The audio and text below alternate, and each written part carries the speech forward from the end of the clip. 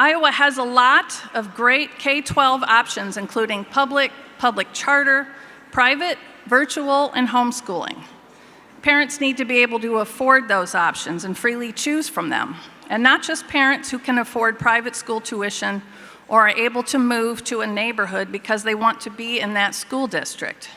We're talking about all parents. We're talking about all options here today. How's everyone doing this morning or this afternoon? Everybody good? Come on, let's make some noise. Come on, come on. So when I speak, I like to refer to myself as a scrambler. I don't know if you guys watch football, but you have a quarterback who likes to stay in the pocket, you know, right inside. I like to scramble and be on the move a little bit. But it's so good to see so many students here. Nathan and I got to talk to a couple of you the past 10, 15 minutes. But I just really want to share my experience and the important aspects that education has had on my life. Like Trish said, I grew up in Columbus, Ohio, hardcore Buckeye, OH. All right, there's one. We'll keep it at that. But grew up in Columbus, in the inner city of Columbus, and I was surrounded by poverty, crime, and low expectations. I was in a different public school almost every single year. Sometimes I transferred in the middle of the year, and none of them seemed to be a good fit for me. I was bullied for two reasons in almost every school I went to. I was bullied because of my faith, which my parents taught me to always stand up for and never be ashamed of it. And then secondly, not nearly as important, is I'm a huge superhero fan, right? I love superheroes, and so I got called, a Bible freak and a geek and, all of these things. And so there was one time in particular where a couple kids jumped me at school. And they had to call my mom, and she came, driving to the school, and my nose was bleeding, I had bruises. I was actually wearing a Spider-Man shirt that had gotten ripped off of me. And my mom was devastated and destroyed. And the principal told my mother, she said, well, if you just wait 5 years, we'll have this school turned around, and it will be a better place for Walter. And that is not the thing to say to my mom, especially during this time. But she'll never forget. She said this thing I'll never forget. She said, in 5 years, Walter will either be in jail or in a body bag. And we certainly don't have time for that. And so when I think about my education, I went on, because of school choice in Ohio, ended up in a small private school where my educational journey flourished. I began to love learning. I did a lot of different things. I was exposed to so many things. I went to Europe for a couple years, fell into the Seine River with my best friend in the middle of February, and just did a lot of different things. And so graduated high school, which statistically I wasn't supposed to do, graduated college, and then I found myself working and fighting for the next generation of students who were coming up after me. And my journeys have taken me all over the country.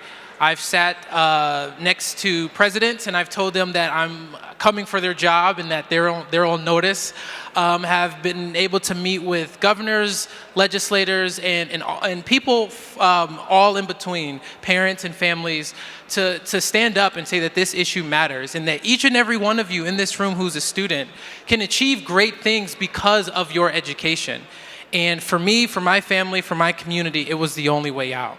And so I believe that every single child, regardless of what state they live in, what district they live in, the color of their skin, how much money their parents make, they should have access to a high quality education. And parents, your parents, should be able to make the best decision for you. And so that's why we're here. Thank you. Well, I mean, I had a couple other things to add, but I think I'll just end it right there and bring up my colleague, Nathan. Come on, Nate, give him a round of applause. Hey, guys, I think real quick, we're gonna take a little photo with you, so everybody stand up. We're gonna turn around. Everybody say, I love school choice. Woo! I love school choice. All right. Great, thank you guys. Thanks for putting up with me. I know Walter gets tired of it sometimes. First things first, I want to ask a really simple question. Who loves their school? Every hand shoots up. That is awesome. Awesome. I got to ask another question for my friend sitting over here in the front. Who loves mathematics? Less hands. That's a real bummer. As a math nerd myself, I've got to say you guys are really letting me down, but there's hope for us yet. My name is Nathan Kaneen, and like my colleague Walter, I was a school choice beneficiary from the state of Florida. My school choice story was a little different, and that's one of the things that make every person's story powerful. I started off in a private school. My parents placed me in a private Christian school that matched our values and provided me a strong academic foundation starting in first grade. By the time I got to 8th grade, I begged my parents to let me go to our big public school so that I could play football and be a sports star. Who wants to play sports professionally? Who wants to be an athlete? That was me. That's what I wanted to do. So my parents finally let me give up my school choice scholarship to go to a public school. And immediately upon getting there, I realized very quickly that I had made a terrible decision. Our public school was one of the highest rated schools in our area. It just did not work for me. I felt lost in the giant sea of students. I struggled emotionally, academically, morally. And ultimately begged my parents to let me return to a small private school, again with the assistance of the school choice scholarship. So one of the things that I say often is that school choice saved me twice, but for millions of students and thousands of students right here in Iowa, they never even have that opportunity once. So one of the things that we want to talk about is what school choice, what a great education that meets your individual needs does for a family and for a student's dreams. Everybody's got a dream, right? You all you students here, you all want to be something when you grow up.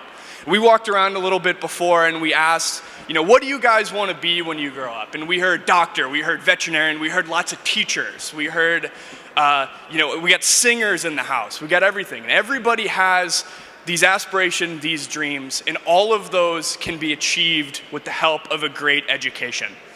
So the point that we really want to drive home, and there's a lot of adults in the room, and there's lots of legislator people around, there's lobbyists, there's people who understand the complexities of this issue and sometimes get drawn into this sometimes endless feeling debate over numbers and finances and all this stuff that doesn't really matter at the end of the day. What matters is the students standing down here in this room, their dreams, their ability to access the education that they need to succeed in the rest of their lives. And that's what school choice does, and that's why we need it right here in Iowa.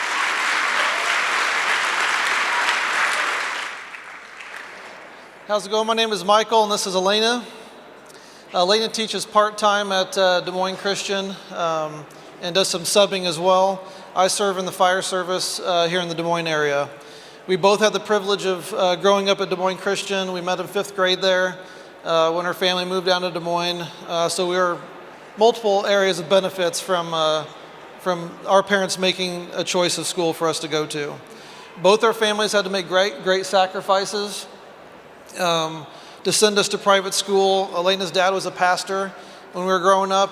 He had to get a teaching job at the school just to help pay for tuition, and our mom ended up having to do some part-time wallpaper jobs just to make some ends meet. My dad worked in the factory at John Deere. My mom stayed at home until I got into school and she could go to college and be a teacher, and then she ended up teaching at Des Moines Christian as well in order to support our education. In our home, we proclaim the truth that there's salvation in no one other than Jesus. With that, the Bible is true, it's right, and it's living. And we have a biblical mandate as parents to train our children in the way that they should go, so that they will not depart from it. And that's something we take very seriously in our home. We value it, and we hope that school choice would be something that would be offered to every family so that they could fulfill that biblical mandate on their home, so that they can make a choice on the education that their children receive. I'm just going to share, just very briefly, just some of the monumental things that Michael and I took away from our private education. One being, like he said, we met the very first day that I started going to Des Moines Christian in 5th grade. So students, look around. You never, ever know who might be your special someone at school. So that was one of our major blessings, okay?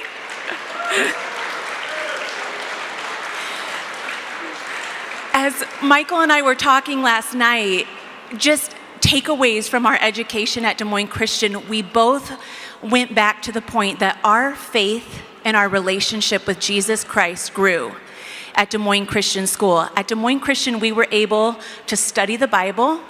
We were allowed to pray. We were allowed to have biblical worldview conversations with our teachers. That is still going on at the school right now. Our 2 daughters get to reap the benefits of that. And I teach a class, and my middle schoolers will be meeting in a few minutes, and they will start their class today in prayer. They'll open the Word of God because, like Michael said, we believe that the Bible is true and it is right. As we grew up in Christian school, the values that our mom and dad were teaching us at home were also reiterated, and they were supported in our school. I'm so thankful for the sacrifices that both of our parents made. It was not easy for them to send us to Des Moines Christian, but we are truly blessed because of it. Now, we are the parents. We have 2 little girls at Des Moines Christian School in elementary. We have a surprise baby boy on the way. This is a complete surprise. Yes. And we want this opportunity to continue for our children. We want it to continue for our precious little boy. Each year, we have to evaluate, is this doable financially for us? We have been blessed by me teaching part-time at the school and through subbing opportunities, through Michael doing extra shifts at the fire station. We've been able to make it work, and this is a priority to us, so we're going to continue this. But here's our real hope. Our hope that this will continue for our children, but we also want this opportunity to be extended to families out there who want and desire school choice for their kids, okay? Who have not had the resources or the income to do so. That is our hope too. And just in closing, I want to say, and you kids know this, but we are living in a day and age and a culture where I truly believe parent choice in education is absolutely of utmost importance. It is vital and it is necessary to all of you here and to our kids and to other students. Thank you for your time. Thank you for hearing our story. We're honored to be here today.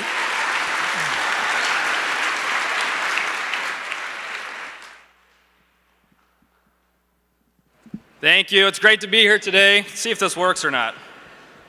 If not, I'll have to hold it. That's okay. All right. So thank you guys for coming out. Let me see again, Orange City and Sioux Center Christian are here today. Thank you. They're in my district. That was really weak, guys. Come on. But I appreciate this. I appreciate this day. Ladies and gentlemen, this is probably one of the most important issues the state legislature has ever taken a look at, okay? When we look at school choice programs around the country, they have life-changing impacts on students and on families. States with ESAs and voucher programs have seen a huge amount of positive impacts for the whole of their education system, whether it's private, public, homeschool, etc. We have studies that show that school choice programs save taxpayers money, right? As a legislator, that's very important down here when we're looking at a multi-billion-dollar budget. We have studies that show that it increases civic engagement as well as patriotism, right? I think we all love America, we love our state. That's extremely important. It increases teacher salary, not just for private schools, but also for public school teachers.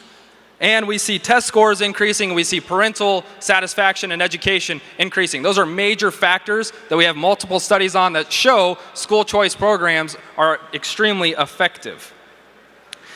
Ladies and gentlemen, school choice isn't just about public schools versus private schools, right? It's not just about home schools versus charter schools. It's not about any of that. It's about the students, right? It's about the parents. Your parents okay? They care about you. They want what's best for you. Some of them have the financial means to make that happen, right? Some of them do not. I believe the state has a vested and compelling interest to ensure that every parent has the ability to send their kid to the school that they think that the child deserves to be in, right? Your parents have the best in mind for you, and sometimes they don't have the ability to do that.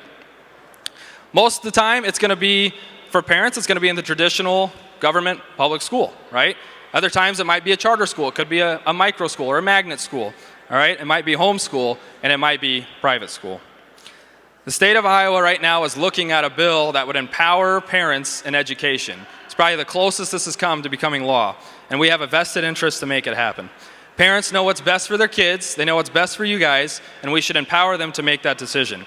So when we look at this issue, when you're talking to your legislator, honestly ask them, is this about systems or is this about the students? For me, it will always be about the students. Thank you guys, keep pushing, let's see if we can make it happen. Thank you so much. This is going to be a moment that I'm going to remember for the rest of my life. You are here today in a year where history is going to be made. For so long, this building has invested purely in a one-size-fits-all system, and it's broken. It was 30 years ago this year that my parents found material in a school that did not reflect our family's values. When they approached their school boards, when they approached the Department of Education, they were treated disrespectfully about the issues that we had. They kept fighting, though, and the book that they were concerned about is finally stripped out of approved curriculum for human growth and development. But overall, they knew that that environment was not what was best for me. I was so fortunate that a group of parents decided to make the sacrifice to travel almost 30 minutes one way each day up to Fort Dodge to send me to a private school. And my life was transformed forever. It was where I first heard the gospel. And academically, I just started growing by leaps and bounds. Later on, my private school didn't have a high school. I was fortunate to be able to go into a public school to finish my high school career. I was mature enough to be able to handle the different worldviews and think from a biblical lens on why people think what they think. And so I grew from that. Later on, now I'm in a church environment with over 100 homeschool students. And now I see firsthand how their lives are being transformed because their parents picked that environment and made the decision that that was the best environment for them. Ladies and gentlemen, I farm. I raise corn, beans, and hay. If I told you that I just invested in one thing, you would think I was crazy. But here in the state of Iowa, we just keep investing in a one-size-fits-all system. We need to invest in all of education, but most importantly, we need to invest in you and let you make the decision.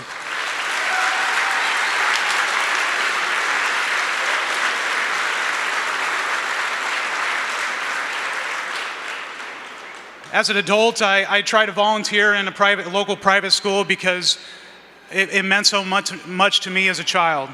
And now as an adult, I see firsthand children just like you whose lives are instantly transformed when they enter that environment. The governor's school choice bill gives out 10,000 scholarships. If this bill passes, imagine 10,000 lives are going to be changed forever and possibly changed for an eternity. What value is that to our state? School choice needs to be passed, and it needs to pass now. And you can be a part of this. Please talk to your legislators today. And most importantly, thank you. Thank you for your encouragement and thank you for your support. God bless you all. Thank you so much for your attention today. You've been a great, quiet audience, but I'm going to let you be loud for a little bit. So do we want school choice? When do we want school choice? What do we want?